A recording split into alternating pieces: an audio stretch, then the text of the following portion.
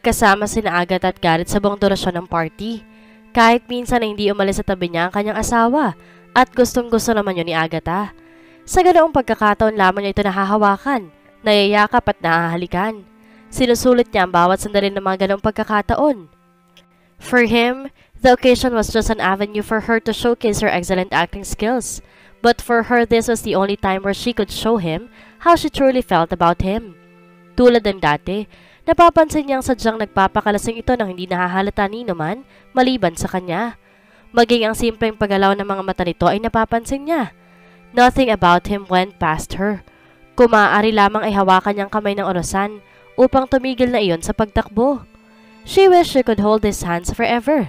She wished she could stay by his side for eternity. Maraming lumalapit at bumabati sa kanila.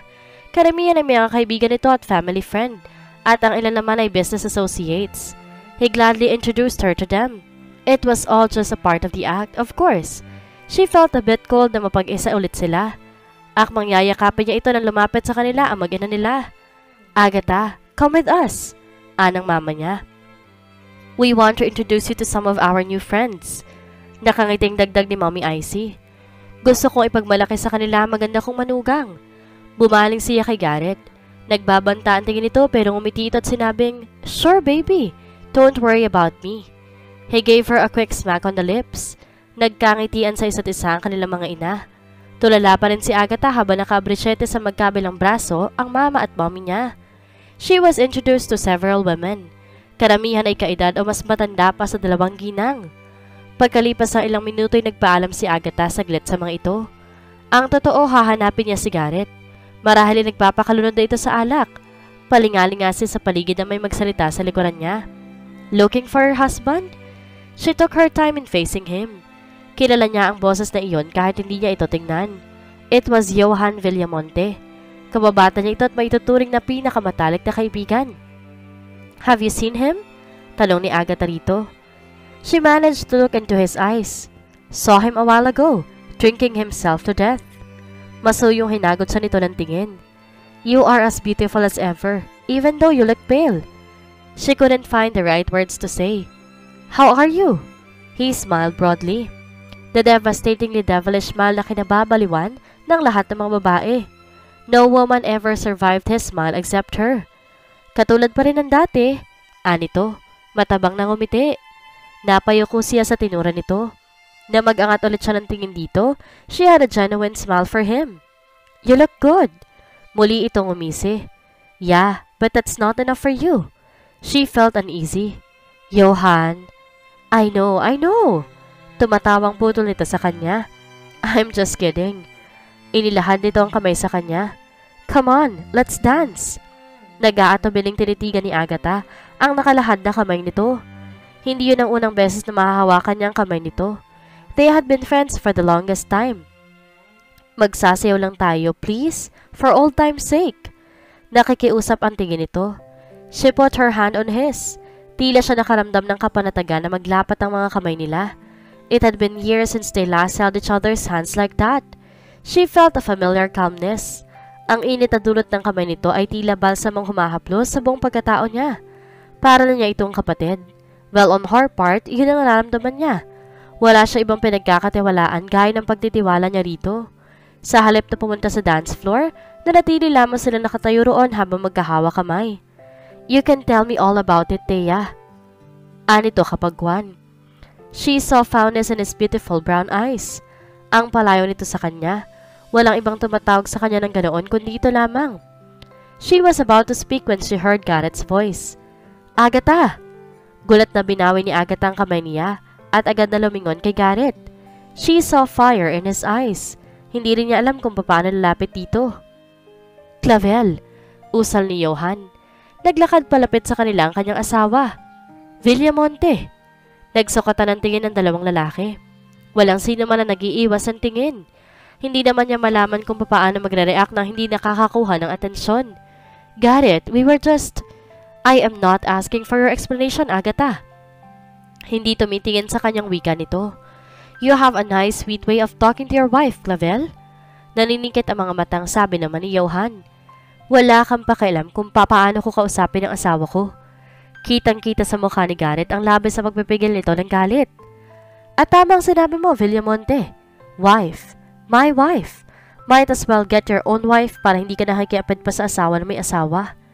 Napasinghap si Agatha sa direktang akusasyon na pinakawalan ni Garrett. Nagpalipat-lipat ang tingin niya sa dalawang lalaki. Kapag Juan, luminga pa siya sa paligid. Nakahinga siya ng malawag na makitang hindi naman sila nakakuha ng atensyon. It seemed like everybody was minding their own business. Magsasalita sana siya pero nanahan siya ni Johan. Oh, don't be jealous, Clavel. Agatha and I were just catching up, for old time's sake. Nanguuyam ang iting pinakawalan nito. Tila tuwang-tuwa ito sa nakikitang pagtatagis ng mga bagang ng kanyang asawa. We have a great past after all. Hindi naman siguro masama kung mag-uusap kami. Literal na napigil ni Agatha ang hininga habang hinihintay ang sagot ni Garrett. Well then, I hope you had a great time catching up, her husband said coldly. Yeah, absolutely. Ani Johan na hindi pa rin nawawala ang nakakalokong ngiti sa mga labi. Kahit kailan talaga walang pinangingilagan ito. Johan always had a teasing personality. Good, ani Garrett. Hindi lang ang tinig nito ang kasing lamig ng yelo, kundi maging ang mga mata nito. I'm afraid you have to continue catching up some other time. Kailangan na naming umuwi. Agad na hinawakan sa nito sa palabulsuhan at hinila palabas ng El Palacio. Isang nagpapaumanhing tingin ang iniwan ni Agatha kay Johan. Hindi ba tayo magpapaalam, Garrett? Lakas loob na tanong ni Agatha rito. I already have. Hindi mo lang napapansin dahil masyado ka abala sa pakikipag-flirt kay Villamonte. Padaskol na ipinasok siya nito sa loob ng kotse bago ito lumigid sa driver's seat. Johan and I are just friends, Garrett. Wala namang... I don't care. Nag-aalab ang mga mata nito nang tumingin ito sa kanya. Pinisil pa nito magkabilang balikat niya. Naamoy niyang alak sa hininga nito. Tila rin siya malalasing nang bigla siyang yuguin nito sa mga balikat. How dare you do this to us? Hindi ka na nahiya sa mommy at daddy. Tila madudurog ang mga buto ni Agatha sa braso at mga balikat sa higpit ng pagkakahawak nito. At nakikipaglandian ka mismo sa harapan ko. Alam mong wala kaming ginagawang masama ni Johan. Nag-uusap lang kami. Pangatwiran niya kahit alam niyang hindi magandang ideya yon. He never accepted any explanation from her. Nag-uusap habang magkahawak ang kamay? Umismid ito. Wala akong pakialam sa'yo, kundi ang pangalan ko na sinisira mo. Nakakabit sa iyong apelido ko kaya anumang kahiyang gagawin mo ay kasiraan ko. Nakikita ni Agatha sa mga mata nito ang labis sa pagkamuhi sa kanya.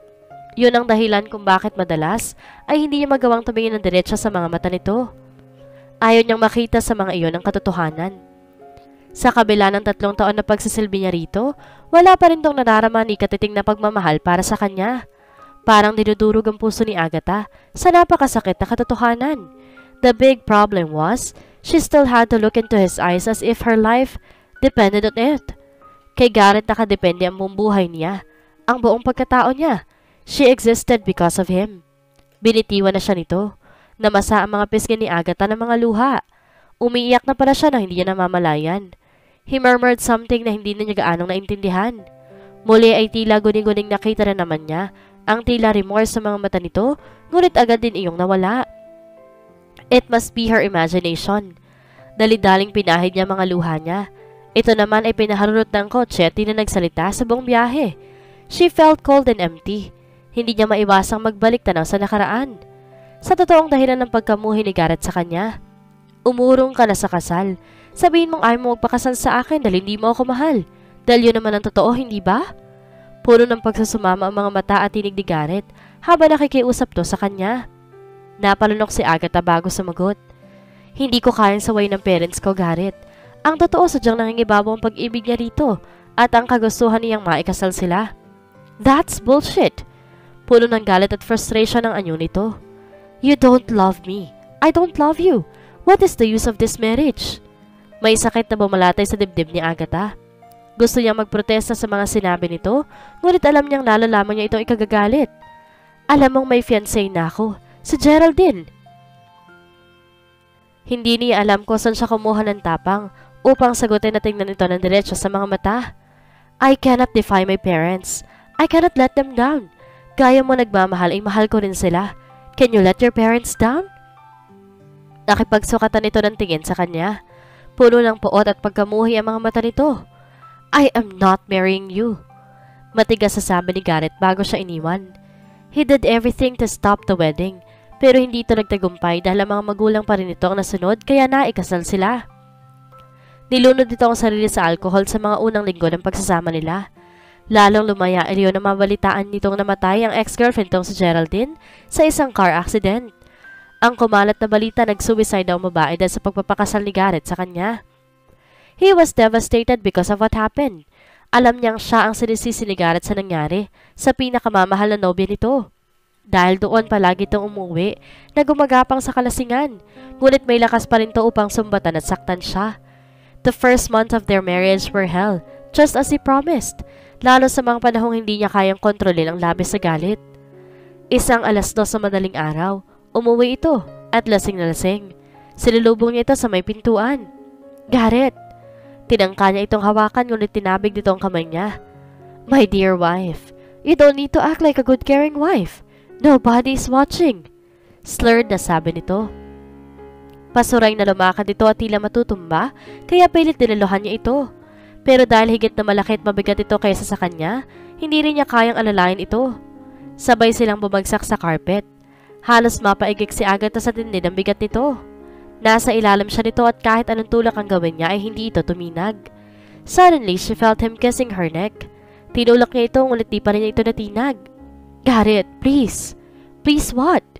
Sinabunutan siya nito upang mapatingin siya rito. You are my wife. I have every right. Maraing hinagkan siya nito sa mga labi. It was a kiss meant to punish. It had no gentleness in it.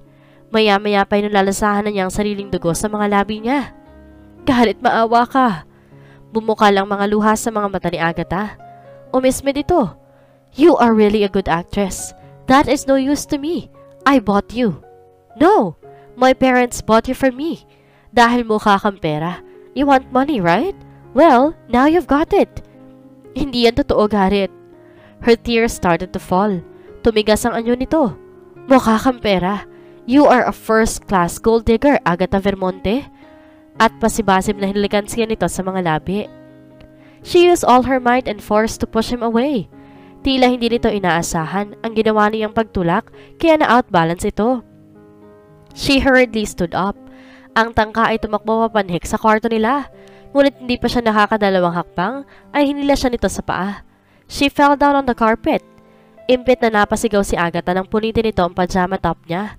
Garrett, no, please. Ngunit tila ito bigay sa pakiusap niya. Sunod na pinunit pa nito ay ang pajama bottom niya. Pilit na nagwala at nanlaban si Agatha. Sumisipa, nangangalmot, ngunit sadyang malakas ito. Sa huli nawalakan siya ng lakas sa manlaban. This is what you want, so why fight it? He took off his own clothes. He started to explore her body. After a while, he was thrusting dominantly above her. Hindi napigilan ni Agatha ang maluhada sa ginagawang kamabuyan sa kanya ng sarili niyang asawa. Nakakalokong umiti pa ito na makita ang pagluha niya. You are really a good actress. Why don't you fake a sub as well? Nagpatuloy si Garrett sa ginagawa niya kay Agatha hanggang sa marating nito ang sukdulan. After a while, he stood up and left her. Gaya ng mga naunang pagtatalik nila, wala ring kahalong pagmamahal o emosyon ang kakatapos lamang na namagitan sa kanila. Her tears continued to fall. Inihimpil ni Garrett ang sasakyan sa harap ng bahay nila. Bumaling siya kay Agatha at nakitang nakapikit ito. Nakatulog pala ito sa biyahe. Napakunot siya na makitang may butil ng luhang pumatak mula sa kaliwang mata nito. Crying in her sleep? Why? He suddenly felt guilty. Tila may sariling pag-iisip ang kamay niya dahil dahan-dahang umangat iyon at pinahid ang luha nito. He also couldn't help but touch her soft face. Hindi na niya nagawang ilayo ang paningin nito. She looked enchanting and vulnerable in her sleep, like a baby that needed to be taken care of. A strange emotion suddenly enveloped him. Well, this was not really strange to him. He had felt this way for her in the past. What was she dreaming about? Was she having a nightmare? Was that why she was crying? Wait, and why did he even care? Tila napasong binawi ni Garrett ang kanyang kamay. He was supposed to be angry at her. He couldn't just turn soft-hearted because of her fragile looks. Mapanlil lang ang mukha nito. She was a scheming gold digger. Why didn't she refuse the arranged marriage?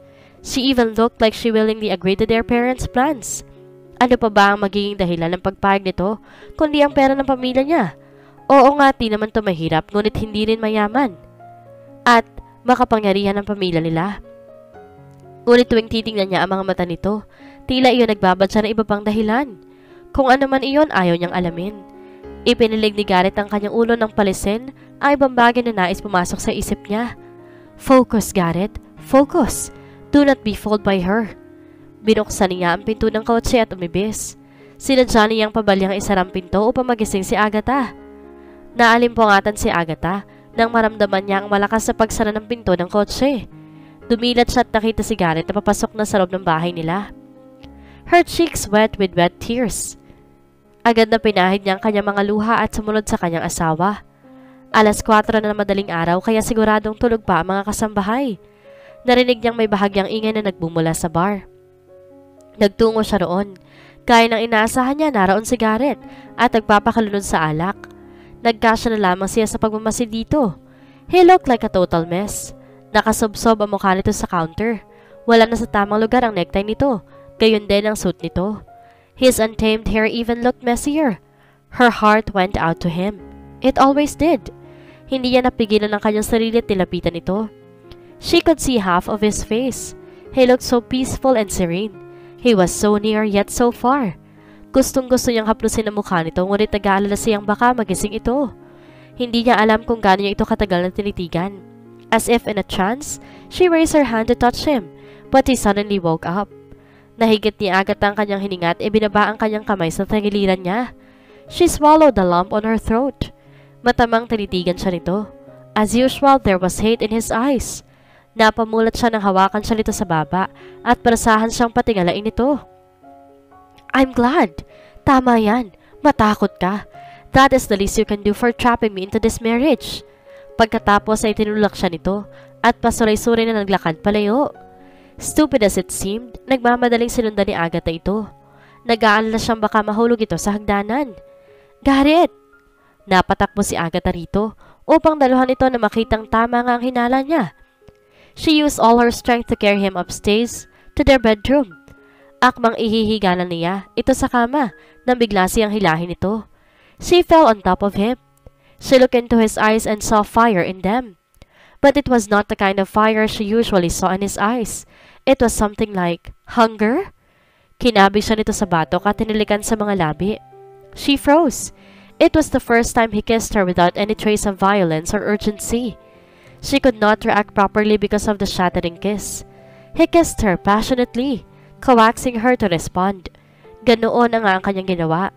Slowly, hesitantly, she answered his kisses. She felt his hands all over her. They were both fully clothed but she felt like she was burning. She could feel his intense heat. Maya-maya nagpalit sila ng posisyon.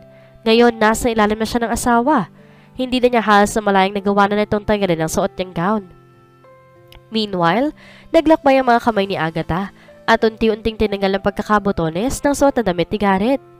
Ibinaba nito hanggang sa bewang niya ang gown niya habang nagawa naman niyang hubarin ito. She had never felt that kind of hunger before. Noon lamang nangyaring ganoon sa kanya. In their 3 years of marriage, he had never made love to her like this. Tears fell down her face when she reached her climax. Alam niyang sabay nilang narating ang walang kahulilip na kaligayahan. Nakaunan ito sa dibdib niya. It was a dream came true for her. Her tears were falling but she was also smiling. Now she believed that love really made people go crazy. She felt him move and murmur something. Humigpit din ang pagkakayakap nito sa kanya. Hinagod-hagod niya ang buhok nito na matigilan siya. Geraldine! Geraldine! Umuungol sa sambit ito. I'm sorry, Geraldine. She cried even harder. Tila siya nabingay sa mga narinig. Inakala nitong si Geraldine ang nakaniig niya. Bumangon si Agatha. Hindi niya makontrol ang mga hikbi niya. Binalot niya ang katawan niya ng kumot. Her hopes were crushed. Her dreams shattered. Tila siya boteng na basag na. At dinurog pa siya ng pino pagkatapos. Muli nitong binanggit ng paulit-ulit ang pangalan ng dating kasintahan. Hindi na niya yun nakayanan pa. Tumakbo siya palabas ng veranda. Sumubsob siya sa couch doon. Umiyak siya ng umiyak. Ang mahalin si Garrett ay napakasakit. Sa loob ng napakahabang panahon ay wala siyang ibang minahal kundi ito lamang. Kasalanan ba niya kung umibig siya rito? Marahil isang kasalanan nga iyon. Kasalanan niya dahil hinayaan niya ang sariling mahulog dito. Since she met him, she lost her identity. His existence became her existence. It wasn't his fault. It was hers. Ipinagpilitan niya ang kanyang sarili dito. Hindi tinanggap ni Agatha ang katotohanang hindi lahat ng bagay ay pwedeng makuha. The two of them were not meant to be, but she defied fate. Tama lang yun sa kanya. She deserved it. She looked up at the sky. Halos hindi niya maaninag ang mga bituin dahil lam sa luha ang kanyang mga mata. Samantala, nagising si Garrett sa silaw ng liwanag. Pagmulat niya ng mga mata, nakita niyang bukas ang veranda. The sunlight filtered past the open door. Nasa po niya ang ulo niya nang biglang kumirot. Iyon. Akmang babangon siya sa kama nang mapansin niyang wala siyang suot na kahit na ano.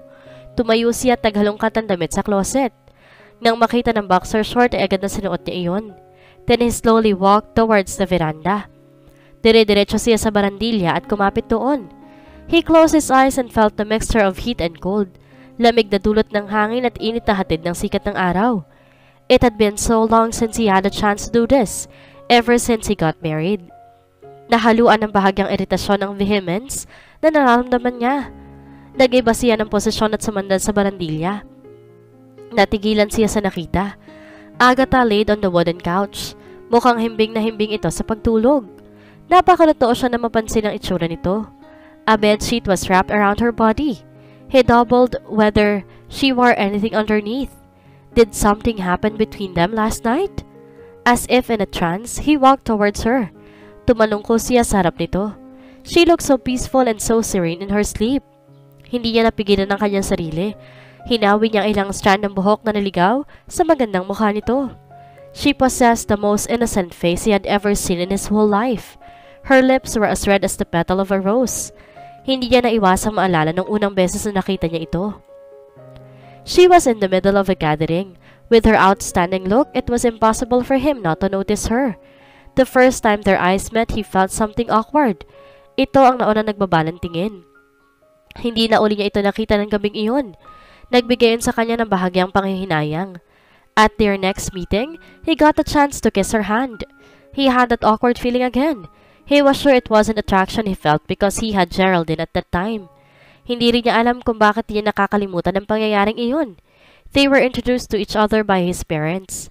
He was so surprised to see her but he managed not to show his feelings. Nice to meet you, Señorita Agatha. He took her hand and kissed it. He felt so awkward again. This time talagang ayaw niyang ilihim kung ano yun. Bigla nitong hinila ang kamay nito sa labis sa pagtataka niya. Tila may bahagi ng pagkatao niyang nais tumutol. Pero nakatingin ng masama sa Geraldine kay Agatha kaya't nagkibit balikat na lamang siya. He took his girlfriend's hand instead. Nang magangat siya ng tingin kay Agatha, may nabanaag siyang kakaibang emosyon sa mga mata nito. Something like hurt? Bago pa niya matiyak kung ano iyon, inakay na ito ng mama nito at mami niya palayo. Nagkasya na lamang si Garrett sa pagtanaw rito habang papalayo ito. Nahiling niyang sana ay lumingon ito. Ngunit bago pa yun mangyari, kinabig siya ng kasintahan niya at maring hinagkan sa mga labi. Hinaplos niya ang buhok ni Agatha. Lahat ng bahagi ng mukha at ugali nito ay nagsusumigaw ng kainosentehan. Agad na binawi niya ang kanyang kamay. She was far from being innocent. Her beautiful and innocent face was very deceptive. Bahagyang gumalaw ito dahilan upang bumaba ang tapi nitong kumot. Halos makita ng bahagi ng kanyang dibdib.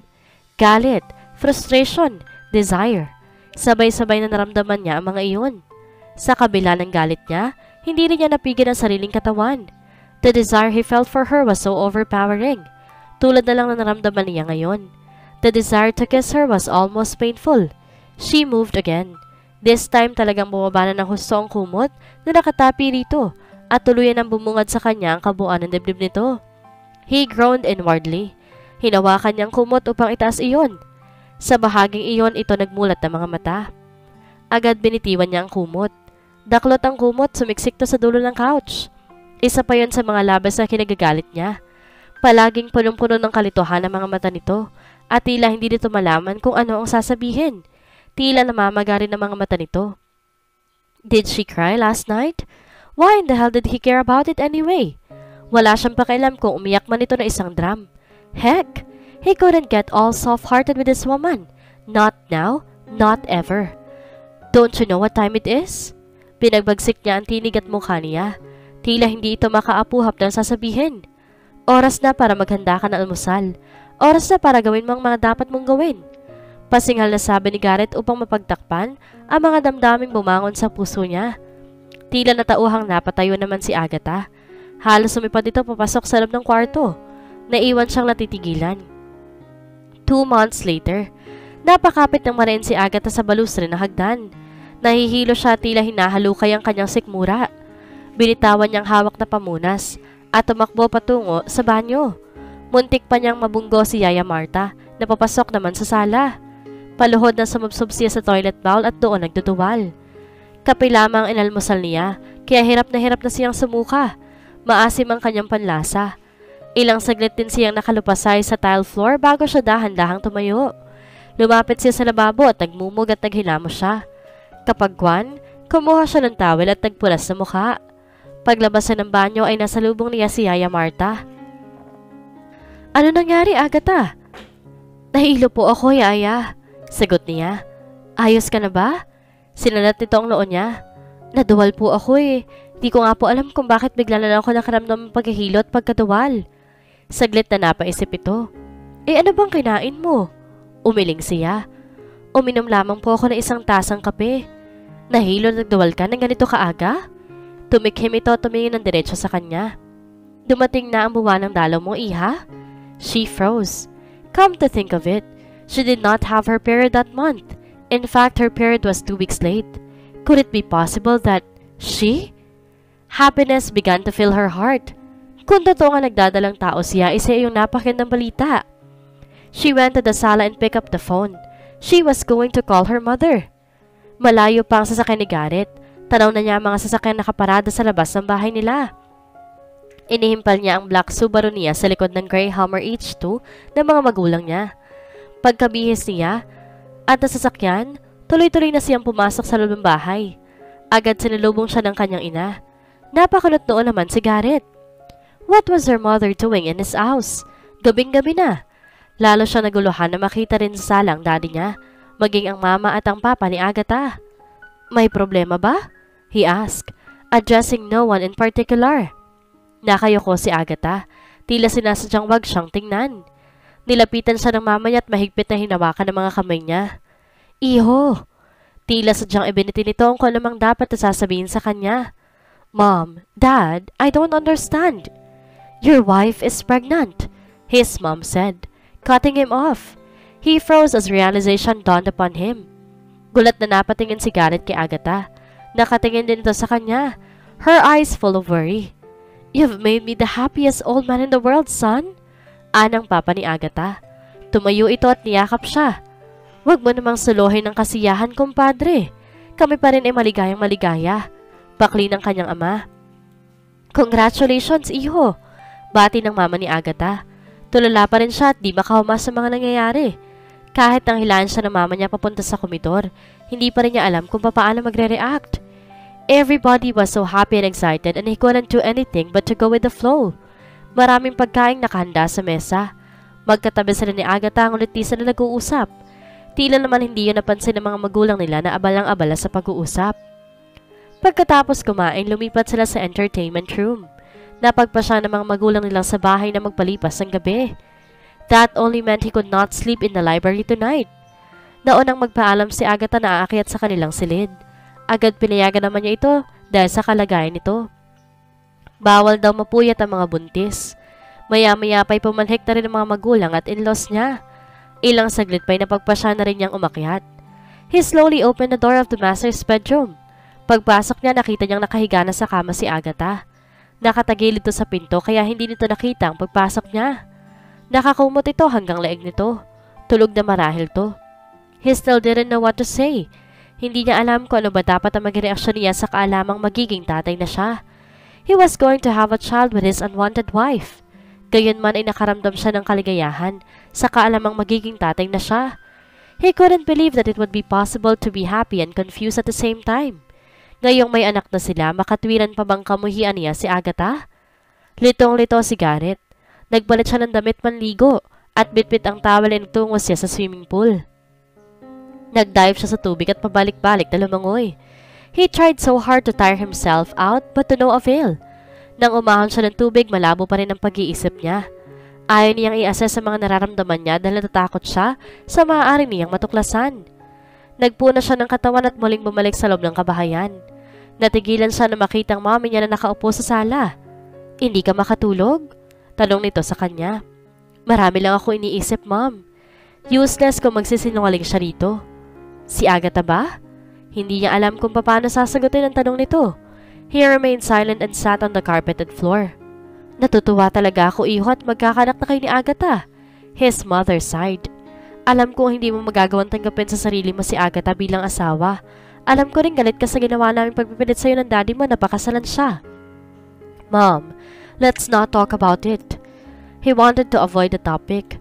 "But we have to talk about this, once and for all. Marami kaming dahilang sinabi sa'yo ng daddy mo. We threatened to disinherit you. We told you you were going to lose this house na matagal mo nang pinapangarap. We even threatened to ruin the life of your ex-girlfriend." Marahas na umiling siya. "Mommy, please. Ayoko na magalit kayo sa akin. Ayokong pag-usapan na nakaraan o kahit anong may kinalaman kay Geraldine. She is already dead, so it is no use." Pigil na pigil niya ang pag-alpas ng galit. "You have to hear it." Hindi niya kayang pasubalian ang pakiusap sa mga mata nito. He loved her so much he couldn't hurt her. Gusto niya magsalita ngunit di niya alam kung anong sasabihin. Walang kinalaman si Agatha sa nangyaring kasalan. Kami ng daddy mo at ng mga magulang ni Agatha nagplano ng lahat. She looked straight into his eyes. "Ayoko na sanang sabihin pa to sa iyo, but you have to know the truth. Oo, at lasing si Geraldine na mamatay siya sa car accident.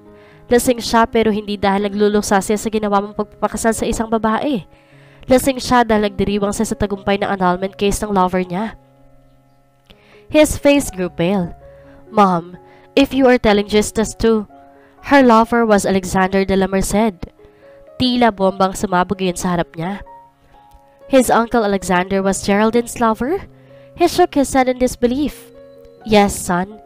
Alexander was your father's third cousin. He was with Geraldine in that accident. Pinalabas naman ng pamilya niyang nawalan ng preno ang sasakyan. Pero ang totoo, pareho silang lasing na lasing. Hindi nakalabas ang balitang ito dahil nasolusyonan ng pera ang anumang maaaring lumabas sa balita. Malalaman mo kung nagsisinungaling ako." Hinawakan nito ang kamay niya.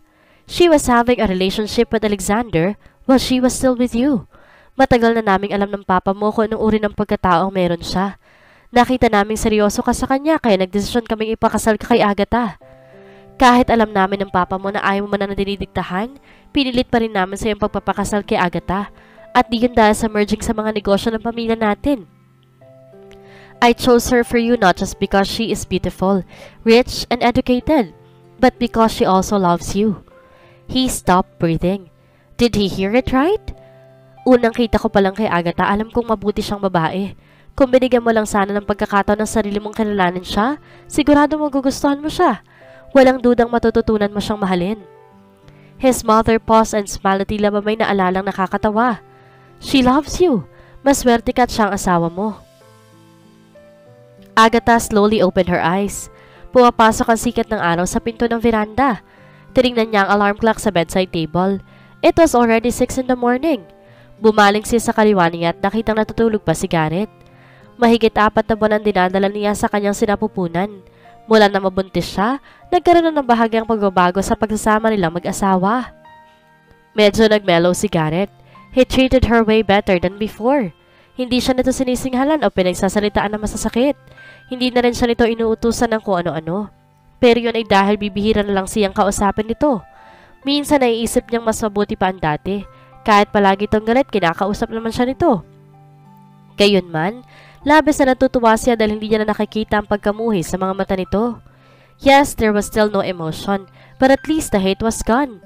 At para sa kanya magandang senyales na iyon. Bumangon na siya tagsimulang ihanda ang mga gagamitin ng asawa niya pagpasok nito sa opisina. Garrett worked as the head engineer of the construction firm that was owned by his father. Pagkatapos ihanda ang mga isusuot nito, bumaba na siya upang asikasuhin ang agahan nito. Pagdilat ni Garrett ay agad na lumipat ang tingin niya sa kanan niya. Wala na si Agatha sa tabi niya. Mabilis bumangon siya at tigilan na makita niyang nakasabit na ang damit na isusuot niya. Plansyadong plansyado. Maging ang sapatos, medyas at underwear niya ay nakahanda na rin. Walang dudang pagpasok niya sa banyo ay handa na rin ang tub. Umupo siya sa kama. Ganun na si Agatha noon pa man. Hindi lang niya pansin na abala siya sa pag-iisip kung paano sasaktan ang damdamin nito. Kung paano ito pahihirapan at kung paano ito gagantihan sa kasalanan na hindi naman pala nito ginawa. While he was busy making her life a living hell, she was busy taking care of him, pampering him and attending to him. He suddenly had a lump in his throat. Pumasok na siya sa loob ng banyo at naligo. Pagkabihes agad na mababa siya. Natigilan siya sa pintuan ng kusina nang may narinig siyang nagtatawanan. Kabilang sa mga iyon ay si Agatha. Her laughter was like music to his ears. Saglit na nakinig siya sa pinag-uusapan ng mga ito. Kausap ni Agatha mga kasambahay nila. Ala, ay talaga namang kasarap ni Re, ma'am. Kaswerte talaga na Sir eh. Ani Mang Ludring, ang kanilang hardinero. Tumawa ulit si Agatha. Mang Ludring, kahit naman ho hindi nyo sabihin yan, pakakainin ko pa rin ho kayo ng luto ko. Ay oo nga naman, Mang Ludring. Kayo talaga basta pagkain.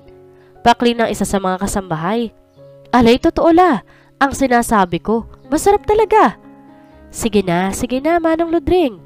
Naniniwala na ako. Natatawang sabi ni Agatha. Nagtawa na naman ang lahat sa kusina. Nang sumilip siya, he saw happiness in his wife's lovely face. Hindi makitaan ang namang pagkailang o arte roon. She seemed so used being with them. Hindi niya magawang alisin ang tingin sa magandang mukha nito. Nagulantang siya na may magsalita sa likuran niya. Maganda siya, hindi ba? Si Yaya Martha iyon. Dahan-dahan siyang umatras at sumandal sa dingding. Mahal siya ng lahat dito sa bahay. At yun ay dahil mahal din niya kaming lahat. Napakabait na bata na napangasawa mo, iho. Napakalaki ng puso niya. Kahit sino'y maaaring pumasok. Bumuntong hininga ito. Para siyang anghel na dumating dito sa bahay. Hindi ko naintindihan kung bakit may ibang trato mo sa kanya. Ngunit maligayang-maligaya ko na sa wakas ay pinahahalagahan mo na siya ngayon. He saw tears in the old woman's eyes. He too wanted to cry. Muli siyang sumilip sa kusina. Agatha was still smiling. Ngiting kayang pumawi sa anumang sakit at lungkot. Ngiting hindi niya kailanman nakita sa mga labi nito tuwing siya ang kaharap nito. Bakit nga ba hindi niya nakita kung gaano siya kaswerte na asawa niya si Agatha? Dahil sa mga nalaman ni Garrett, ito na kaya ang simula para tanggapin na niya si Agatha bilang kanyang asawa? Magkaroon na kaya ng katuparan ang lahat ng inaasam at pinapangarap ni Agatha na makuha at mahalin siya ni Garrett? Yan ang ating aalamin sa huling kabanata ng ating kwento.